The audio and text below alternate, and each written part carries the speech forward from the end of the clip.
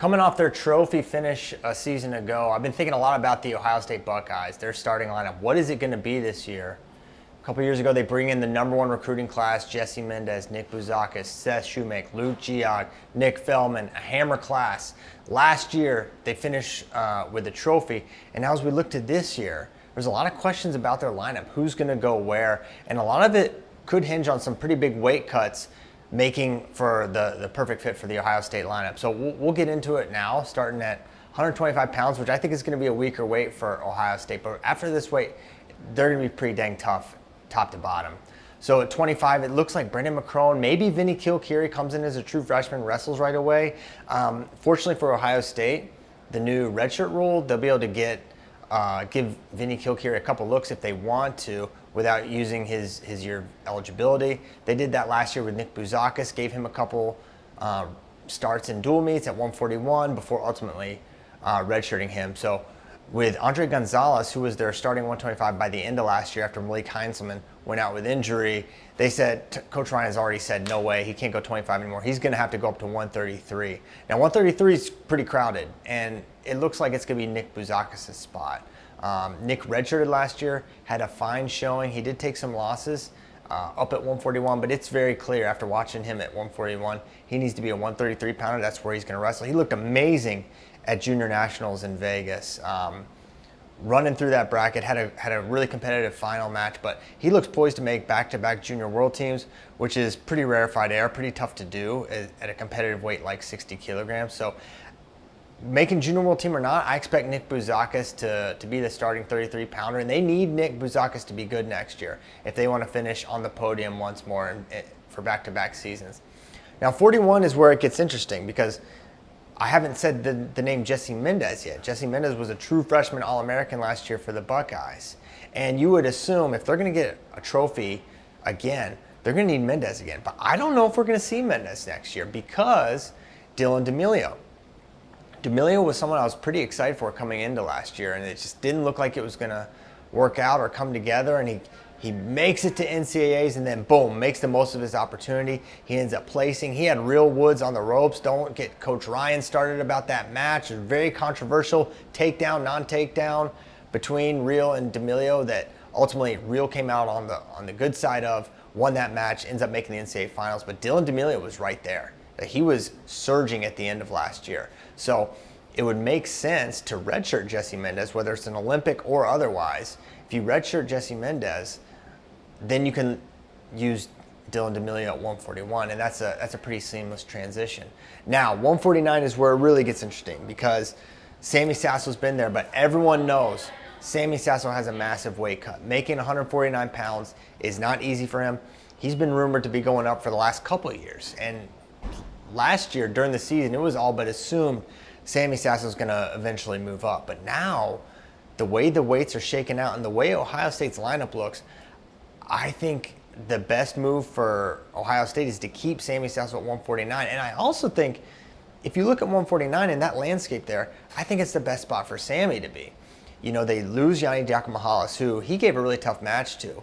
Then you've got Shane Van Ness as the next highest returner other than Sammy Sasso, who's in the finals. Now, you do bring Ridge Lovett back. Ridge Lovett's fantastic. He was in the NCAA finals in 2022. So he definitely could be a contender to win that weight, but certainly Sammy Sasso will be good enough to win that weight. If he goes up to 157, he could win it for sure, but it's more of an unknown because we haven't seen him up at that weight before, right? And some of the tools at Sasso's disposal, like his length, like that leverage that he has, it's going to be diminished because those 57 guys, they're bigger, they're taller. He's going to have maybe less of an advantage. Now, it could unlock him, and he could have way more energy and wrestle way higher pace. I don't know. That remains to be seen. But I think, and I think you'll probably agree with me after I go through the rest of their lineup, why Sasso at 49 makes the most sense. For one, if he goes up to 57, who goes 49? I mean, Dylan D'Amelio doesn't look like someone who could go up, and if he goes up, then you have to use Mendez at 141 right away, or you have Jordan Decatur, but Jordan Decatur, he's in the transfer portal. Is he even around? Is he even at Ohio State anymore? So if Sasso goes up, I think you're low on options to go 149 pounds, to be honest. Now, if he goes 149, then I think the dominoes fall into place almost perfectly for Coach Ryan's Buckeyes, because you've got 157 Patty Gallagher. Now, you think about last year for Patty, it maybe wasn't the season that Buckeye fans were hoping for, because remember, Patty was the #1 overall recruit, not for his weight, overall for his entire class. So you would expect someone of that billing to be a contributor, to be someone who's pushing for All-American status as a freshman, right? And that wasn't the case for Patty, but he was showing signs towards the end of the year. Now, if you bump Sammy up and him out of the lineup, maybe you stunt some of that development for Patty. I think keeping Patty Gallagher in the lineup is the best option for Ohio State, and keeping it at 157 makes a lot of sense as well, because you've got Bryce Hepner at 165 now. You're seeing a little bump here. So Hepner redshirted last year for the Buckeyes, and during that redshirt he did not lose. And you may say, okay, well, yeah, maybe he had a weaker schedule. Well, he notched wins over Cam Amin and his teammate Carson Hartzler. So he's proven he can beat some elite guys at 165 pounds, and him sliding into 165 works out perfectly, because at 174, Ethan Smith graduated. He was an All-American. And now Carson Hartzler, who has wanted to move up to 174 reportedly for some time now, can finally move up to 174. That's where he's going to fit. So if you move Carson up to 174, it makes room for Hepner and room for Patty Gallagher down at 157. See how it all falls into line? And I think we'll see a better Carson Hartzler up a weight. He won't have to cut as much, might have a little more pop, a little more offense, as we kind of saw him started as a freshman. When we saw him wrestling freestyle and folk style, a lot of output, a lot of offense. And it kind of, as time went on, he became more of a positional guy, a little more plotting. Hopefully the move up to 174 can unlock more of that offense that we're familiar to seeing with Carson Hartzler. Now 184.97 is where it could get a little bit dicey again for the Buckeyes, because at 184, I think a couple years ago you would have said, this looks like it'll probably be Luke Geog's spot, right? Well, apparently Luke has gotten a lot bigger and outgrown 184, which means kind of the last man standing here for this year, this time, is Seth Shoemate. Now Shoemate was a big recruit at a time. He's been ranked top 1 or 2 at his weight in high school, but if you look at his season results, he doesn't look like someone who's going to push for All-American honors as a freshman next year. So likely that's not going to be a weight of high production for the Buckeyes, unless somehow, some way, Luke Geog can make his way down to 184. But the word out of Columbus is that's not an option. I think if it is an option, they should absolutely explore it, because if you look at 197, it'll be Luke or former All-American Gavin Hoffman. Hoffman coming back for his senior season.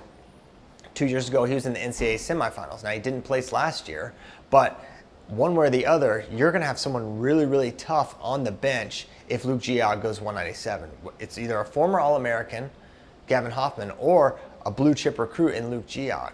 So this is why I think if Luke could somehow, and this is, I keep talking with Bader. Bader's kind of on the inside for Ohio State. I'm like, there's no way he can't go down. It's not going to happen. It's like, no, they're basically like, he's too big. They're going to have to figure it out at 197. So if that's the case, a combination of Luke Geog or Gavin Hoffman going to be on the bench, and then they're going to need serious production out of 285 as well. Nick Feldman, he coming into last year, it was thought, hey, maybe we'll see Feldman go right away. If he's a good enough, Coach Ryan said, we're going to put our best lineup on the mat. Then as he gets there, it's pretty clear he's not going to be able to supplant Orndorff, so he's going to be on the bench. And then he suffered an injury, but now he's back wrestling live. A lot of people were wondering, why didn't we see Nick Feldman wrestling much during the season? Why didn't we see him in freestyle? Well, he suffered an injury, a pretty serious one. He had to have surgery, and now he's back. He's training, he's wrestling, he's finally going live again.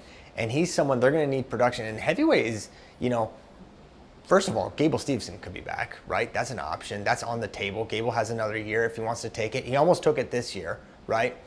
And then you've got Kurt Fleet's back, Wyatt Hendrickson's back, Cassiope, Lucas Davison, Colton Schultz. It's a really, really tough weight class. So Feldman is going to have to wrestle really well as a freshman and contribute points if the Buckeyes want to be back on top again. Now, so if you could wave a magic wand, you would shrink Geog down to 84. You would keep Sammy Sasso down at 149. And I think that's the best path forward for Ohio State if they want to finish on the podium back-to-back seasons.